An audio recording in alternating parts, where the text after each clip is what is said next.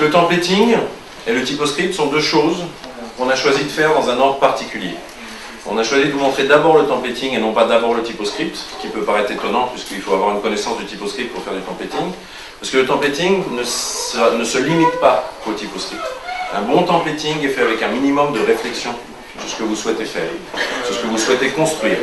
D'accord ? Typiquement, si vous faites un mauvais templating à la base, une mauvaise analyse du scénario de navigation de votre site, vous allez rapidement créer une infinité de marqueurs, une infinité de points de montage redondants, répétitifs et inutiles.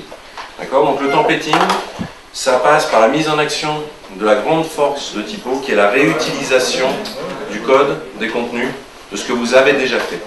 Typo vous permet, moyennant un minimum d'attention, un minimum de connaissances, de réutiliser pratiquement à l'infini ce que vous avez déjà fait. D'où un gain de temps, d'où un gain de performance.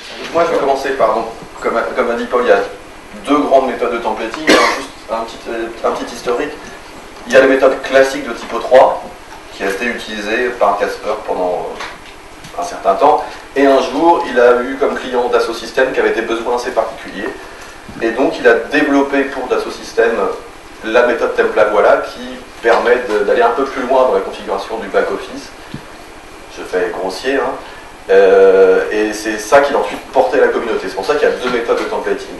Comme disait Paul, il n'y a pas une méthode qui est meilleure que l'autre. Le principe en fait c'est que pour beaucoup de sites où vous n'avez pas besoin d'avoir une grosse souplesse dans le back-office, la méthode classique convient tout à fait. Si vous avez des clients qui veulent pouvoir configurer totalement dans le back-office, avoir plein de blocs de contenu et pouvoir tout configurer eux-mêmes, Templavoila peut s'imposer. Après, il faut quand même rappeler au client que si on lui laisse trop de souplesse dans son back-office, on peut souvent arriver à un front-office qui pète totalement parce que, vous savez tous que laisser la souplesse au client, c'est pas forcément une bonne chose.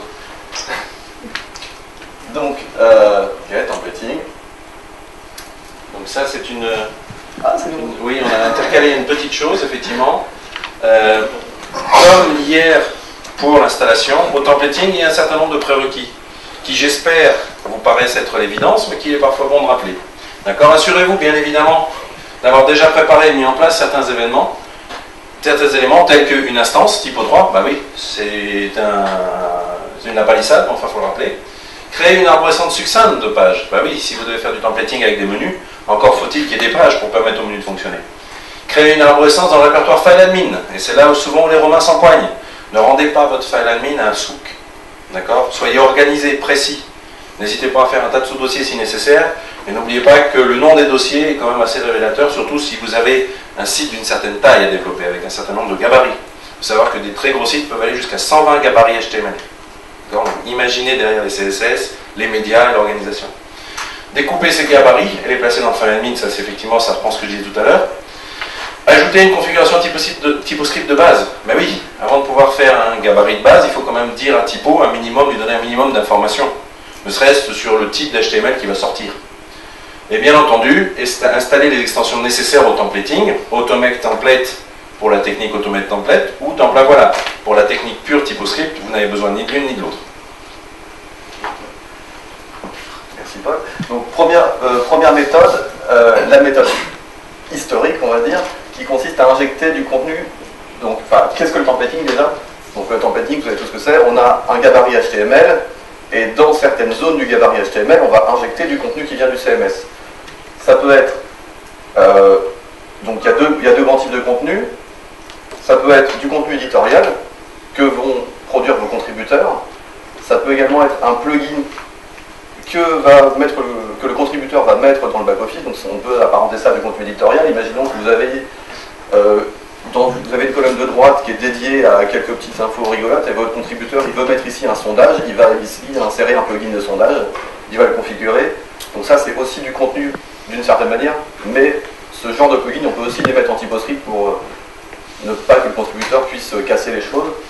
Et on a également le contenu qui est programmé par le TypoScript, qui est généré par le TypoScript. Donc là on parle plutôt des menus, donc les menus de navigation, le fil d'Ariane, des remontées automatiques d'informations, des flux RSS qui sont récupérés et qui sont remontés sur une page d'accueil par exemple.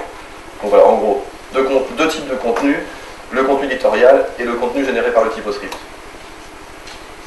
Donc en gros, avez déjà vu ça tout à l'heure, mais je vous ai mis deux exemples de contenu. Donc, ici, on a un texte enrichi. Donc là, vous n'avez pas tout à fait la même interface, vous voyez, que ce que vous aviez tout à l'heure. Ça, c'est l'interface classique de typo 3, où on a le découpage en 4 colonnes. Donc 4 colonnes, en fait, qui sont pas... Vous n'êtes pas obligé de mettre la colonne de gauche à gauche. En fait, c'est simplement des identifiants dans la base de données qui vous permettent de savoir que votre contenu est dans telle colonne. Après, dans votre front office, vous pouvez très bien mettre le contenu de la colonne de gauche en bas. Évidemment, il faut renommer la colonne pour que ça ressemble à quelque chose. Voilà. Et donc là, on a un texte, et ici, on a un plugin qui a été inséré. Donc, deux méthodes de templating, je le disais. Le module standard, dans lequel on recense deux variantes.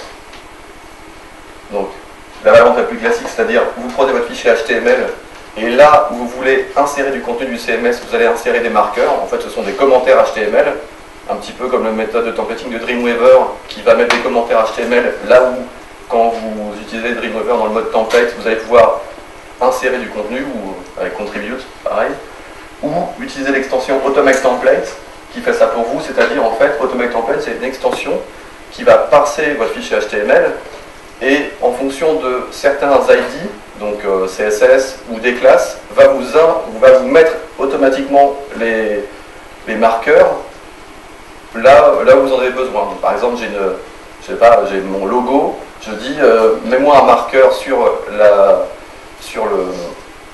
la div qui porte l'ID logo, il va insérer le marqueur, et ensuite on va passer ça à typo 3 qui va lui faire la substitution de la bonne image au bon endroit à la place du marqueur. Je me permets de préciser que, comme hier, la conférence a pour but de vous donner des clés qui seront après utilisées en atelier. D'accord? Donc ne vous attendez pas à ce qu'on ouvre directement le backend de typo et qu'on commence à travailler tout de suite. Vous le verrez amplement en atelier. Et donc, la deuxième méthode, utiliser template voilà, que nous présentera King tout à l'heure. Donc, le petit rappel anti-troll. On va le mettre à peu près tous les 2 slides. Ok. Donc, dans tous les cas, comme le rappelait Paul, il faut organiser ces fichiers. Alors, il y a une convention, je ne sais plus si c'est vraiment... Pour template voilà, je crois que c'est obligatoire. Oui, enfin non, pour template voilà, c'est conseillé. On va voilà. dire que ça vous facilite la vie. Donc, la convention, donc, de toute façon, c'est forcément vous mettez le fichier dans File Admin. Et ensuite, vous créez un dossier template, donc rapport à cette convention. Et dans template, donc là j'ai mis une petite arborescence, évidemment elle est assez minimale. Hein. On a un fichier HTML et on a un petit dossier pour les CSS, un petit dossier pour les images. Évidemment, on pourrait avoir un dossier JS, mais on pourrait avoir une arborescence de sous-dossiers où on pourrait mettre par quasiment grande branche de l'arborescence, on pourrait séparer vos dossiers. C'est là qu'il faut réfléchir un petit peu avant comment vous organisez votre contenu. Là, on est sur un site super simple, il y a une page, 2 CSS, 3 images, ça va. Et si vous avez du multisite, bien sûr, à la place de CSS home et image, vous mettez mon site 1, mon site 2, et à l'intérieur, vous reproduisez la structure. Voilà, donc le template que j'ai utilisé pour l'exemple, je ne suis pas allé chercher très loin, c'est le site de Uni. On va faire notre mapping uniquement sur cette zone-là, la zone du menu, qu'on va remplacer par un Hello World. Voilà. Donc le site de Uni, on a un code source derrière, un code source HTML. Donc là, la première méthode, ça consiste à mettre les marqueurs directement dans le code source HTML. Donc on voit tout de suite quel est l'inconvénient de cette méthode, éventuellement. C'est que si vous... Donc ça marche très bien si vous avez un intégrateur HTML CSS qui vous livre son HTML et qu'on n'y touche plus. Vous prenez son HTML, vous l'ouvrez dans votre éditeur, vous ajoutez les marqueurs. Mais si vous avez parfois, ça arrive, des itérations dans le développement du HTML CSS et que ça doit changer tout le temps, à chaque fois il faut que vous le réouvriez, que vous remettiez vos marqueurs. Ou alors si le développeur, vous lui demandez de laisser les marqueurs, il va peut-être, Dreamweaver, il va l'ouvrir et il va faire sauter les marqueurs et votre templating ne va plus marcher.